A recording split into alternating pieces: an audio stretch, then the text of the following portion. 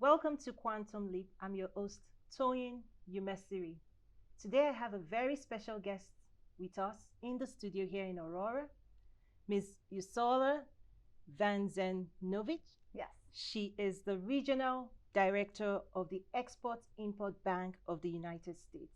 Welcome to Aurora. Thank you, Toyin, for having me here today. I'm excited to be here with you. It's such a delight. It's my pleasure. And thank you so much for joining us.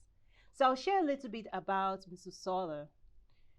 Ms. Ursula rejoined the EXIM Bank in 2020 and is currently serving as the Deputy Managing Director for the Central Region, supporting the exporting community by providing trade finance counseling related to the bank's products.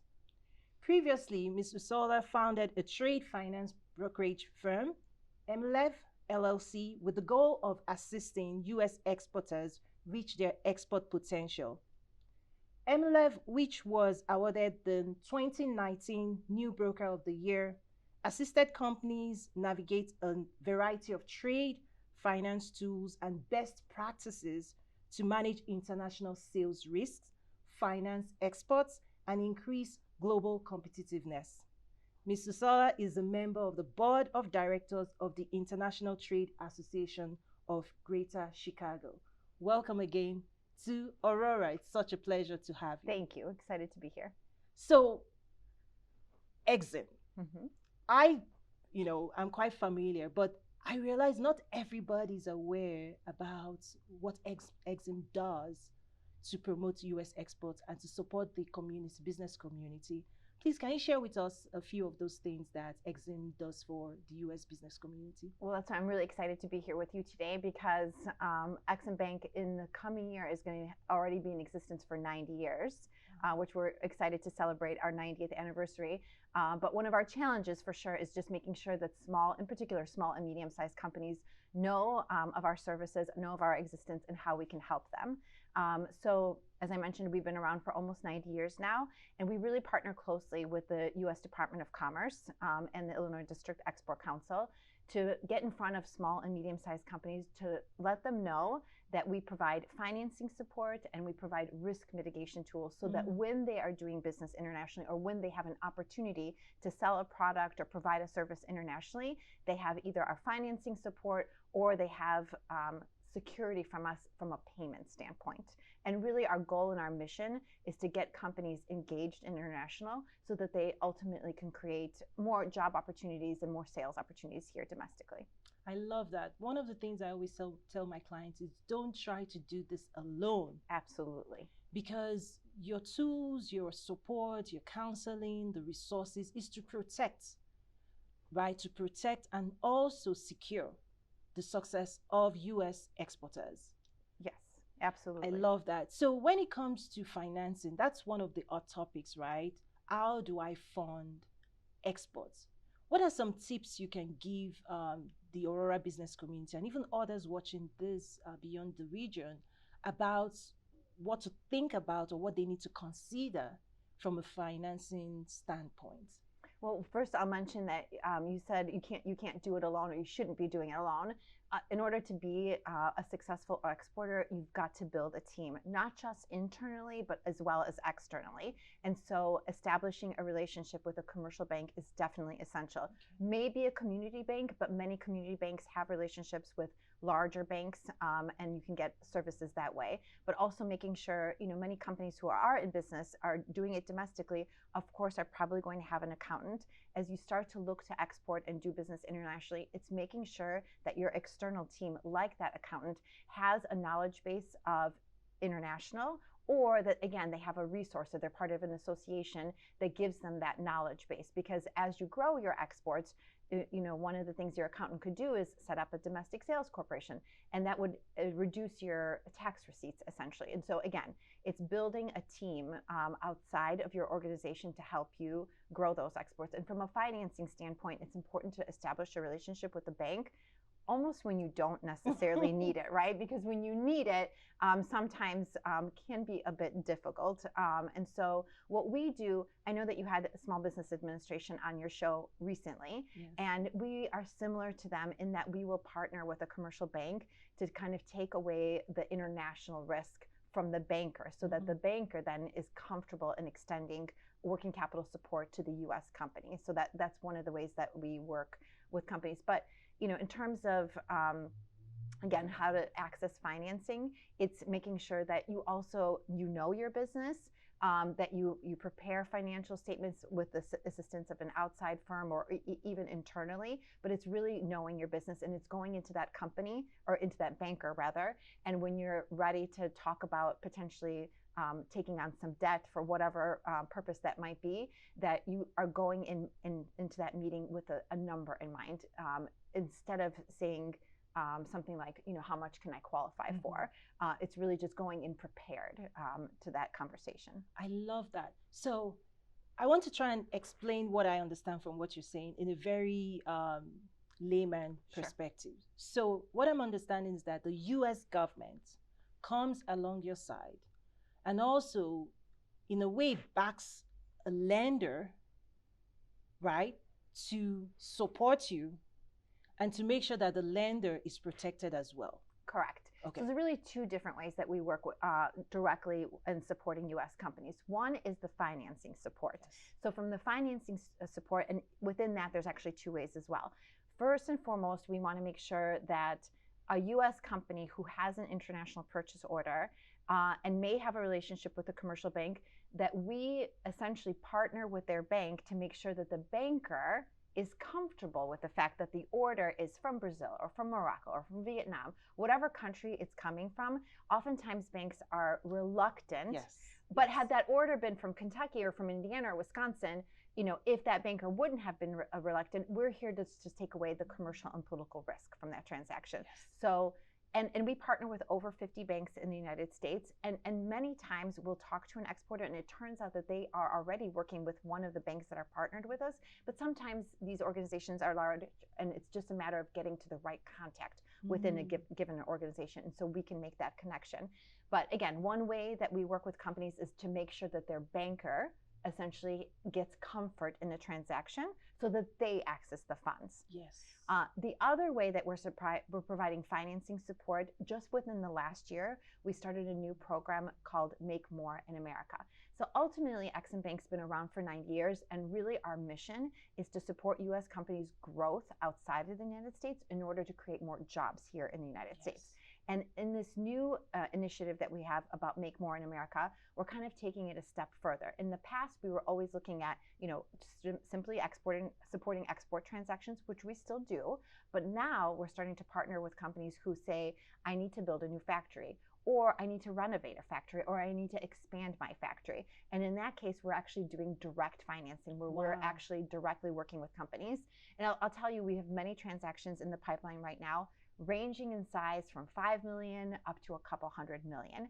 And really, probably 5 million for that direct financing in terms of factory sort of support is sort of where we start out, only because the Small Business Administration does smaller transactions. And again, the whole purpose of this Make More in America program is to make sure that companies have access to the financing that they need. And ultimately, if they're either expanding a factory or renovating it or building brand new, we ultimately are going to be looking to them to be exporting 15. So we're going to be looking for them to generate 15 to 25% of their revenue from exports, because again, we are the Export-Import Bank, and we are always looking out to grow exports for U.S. companies, because we want our customers to have a diverse customer base. And so that means not just here in the United States, but outside the United States, because business cycles ebb and flow. And while we might slow down here in the United States, other parts of the world are still cranking away. And just like a personal investor who should have a diverse portfolio, U.S. companies should have a diverse portfolio of customers, domestically and internationally. Wow, I'm loving that. So what you're saying is this new program supports export-centric business expansion in the U.S. Correct. That's exactly right. I've never heard that before. Yeah, that is something new. And so we're talking to companies who, for example, are looking to bring back production here in the United States, perhaps they've been doing it overseas, but bringing it back here in the United States to support the local economy. There's been a lot, obviously, in the medical space post-COVID that are looking to bring production here back in the United States. And again, there might be those factors are being built for domestic consumption, but we're always going to be looking to companies and pushing them to generate some of their revenue from exports as well. Again, all about having a diverse portfolio of customers. I'm loving it. So let me ask this question. At what point do we come to you? Do we go to our lenders first? And if we're not able to secure export financing, then reach out to you? Or do we go directly to EXIM? If you have our contact, come directly to us for sure. Okay. I think a lot of times companies end up contacting us because they got, right, they got stuck perhaps with their lender. But the way they come to us is a variety of different ways. And really, we're so grateful to you to have us here today because we're really trying to get out to them so that they know that these services exist and that we're trying to provide this financing support. And really, I have to tell you though, on a day-to-day basis, a lot of the companies that we work with aren't necessarily even looking for financing support, but they're really looking for, okay, I have this inquiry and my customer says, my prospective customer says that they won't pay me for 60 days or 90 days and I can't wait that long, or I'm nervous because I'm exporting outside of the country and it's a $20,000 shipment, but how am I going to collect in the event, I don't get paid? And so while we do provide financing support, a lot of what we do for small and medium-sized companies is really risk mitigation tools. So that's another part of the bank that is very active. So it's really just, we're offering insurance essentially to companies who are invoicing international customers. So for example, yesterday I talked to a company here in the Chicagoland area that is a manufacturer of industrial baking equipment. And they were telling me that they were sort of the third largest supplier, but their two larger US-based competitors were in the last year purchased by a European company. So the landscape's changed as a result of that consolidation, and they are now receiving inquiries internationally from very large companies, Mondelez being one example, but overseas, so it is an international risk. It might be Mondelez, Mexico, or Czech Republic, or another location, but there's still, of course, commercial and political risk associated with that payment. And so they came to us and said, well, they're offering us 20% down, but they're asking us to give 180-day terms on the balance. How can I do that? What if something goes wrong? That's a really long period of time. And so we talked to them about the fact that we can provide them insurance. Of course, we're always going to do due diligence on who the customer is internationally. And in this case, it's a little easier. It is a recognizable name. But even if it's not a recognizable name, it's something that we do day in and day out, working with companies here in the United States saying, who's your customer? Let's do some due diligence. And then we, after doing that, will insure essentially that invoice. So really, the US company is only going to come to us if something goes wrong. Hopefully nothing goes wrong and payment comes in 180 days or 60 days. But if something goes sideways for a political reason or a commercial reason, that's what we're here for. And things do happen. Yes. We have a great resource on our website called the Country Limitation Schedule. And it kind of sets out all the countries in the world where we currently do business and where we don't do business. And there are many markets, obviously, some markets that we legally are prohibited from doing business because of sanctions, but there's also markets, unfortunately, like in Argentina, that's difficult right now. The Argentine importers aren't able to get access to US dollars to pay their vendors in the United States. So as an example, that's not a market that we're doing business in currently. But that's valuable information. Yes. As our US companies are receiving inquiries, we're trying to prevent them from getting into a bad, situation. And so information and education, it goes right along with it. But I love this. This is great information because it's about protecting the American, interests abroad. Absolutely. And also, do you also want to share in terms of when things do go bad, in terms of what you cover, how much of percentage? I've heard good numbers. Yes. So our insurance covers 90 to 95% of a company's invoice, kind of depending on whether a company is coming to us with a single transaction or they're coming to us with a whole basket. And really, we're acting like an insurance company in many respects. So if you come to us with one risk, you're going to share a little bit more in that risk, 10%. We'll cover 90. But if you're providing us with a basket, then we'll increase our coverage. And oftentimes companies ask what the cost of this is. And the cost does vary depending on how much time. But just in as example, this company I spoke to with bakery equipment sale to Mondelez, they were looking at the Czech Republic at 180 days. The cost to insure that is going to be roughly 1%. Wow. So they can build, what we were talking about yesterday is for them building in that cost of our insurance into their quote, because there's no reason they should be absorbing that cost. And also we counsel companies, by the way, if you're giving 180 days of credit, you're acting effectively as a banker for your customer. There's no reason that you shouldn't be passing on your cost of funds. While inflation here in the United States is relatively high, historically speaking for us, inflation in many markets internationally is significantly higher. So U.S. companies who give terms, who are open to that, to giving terms to international customers, have a competitive advantage. You're making it easier for your customer to purchase from you. You're not asking for prepayments. You're not asking for potential letters of credit, which are appropriate payment tools in some situations, but really hard when you have repeat business, particularly with a distributor. And you're really just making it less expensive for your customer internationally to purchase from you by giving them credit. And we stand behind you in case of that non-payment situation. So when do we pay?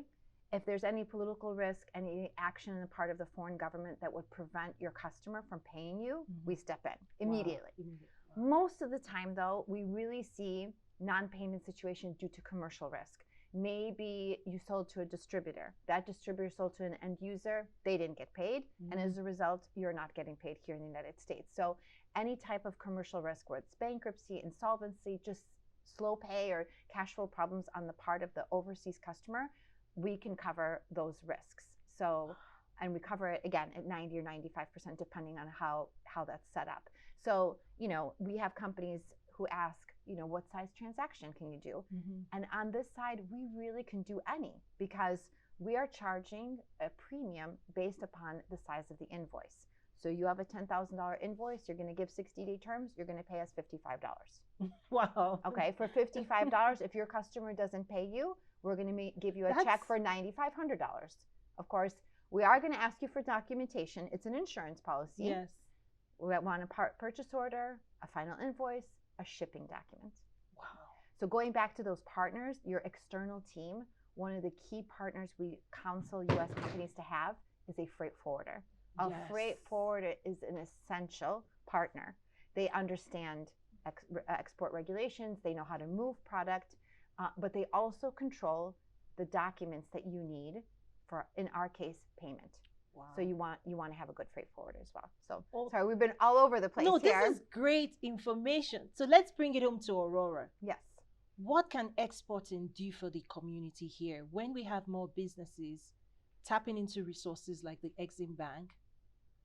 What's the potential of exports to a community like Aurora? Exports are so essential to, again, bring stability, because when you have a company that is exporting and has a diverse portfolio of customers, they're stable in their sales. Again, while things may slow down in the United States, overseas, things are chugging along. But the other thing that we've learned from our customers is that those who do business internationally and are competing on an international basis sharpen their skills. Their products become better, their processes become better, they become more competitive. As a result, they generate more revenues, they provide stable employment to the local community, they're more successful. And one of our customers that we, interestingly, we heard from their perspective about the fact that they started to do business actually internationally more so before they even got going domestically. And that international acceptance of their product actually brought them success domestically, because all of a sudden domestically it was noticed that they were having success on an international basis. So for Aurora to be active in the international trade community, it will build stability for the local economy. Wow, thank you so much. This is great stuff. And thank you again for joining us. Thank you so much for having. Yes, so now I'm going to ask you my leadership success question. You've been in the government and gone private sector and back into the government.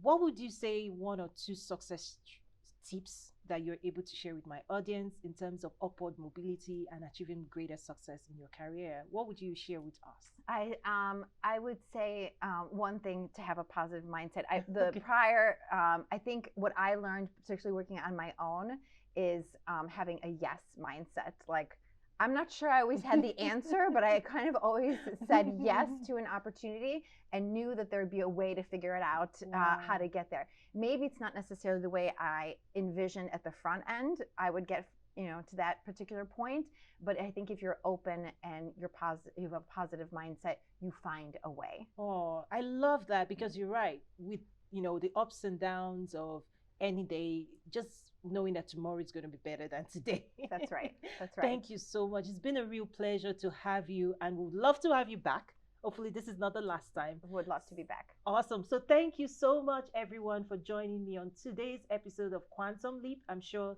the information you've heard today about the Export Bank is really going to help you take your business to the next higher dimensions. See you again next week.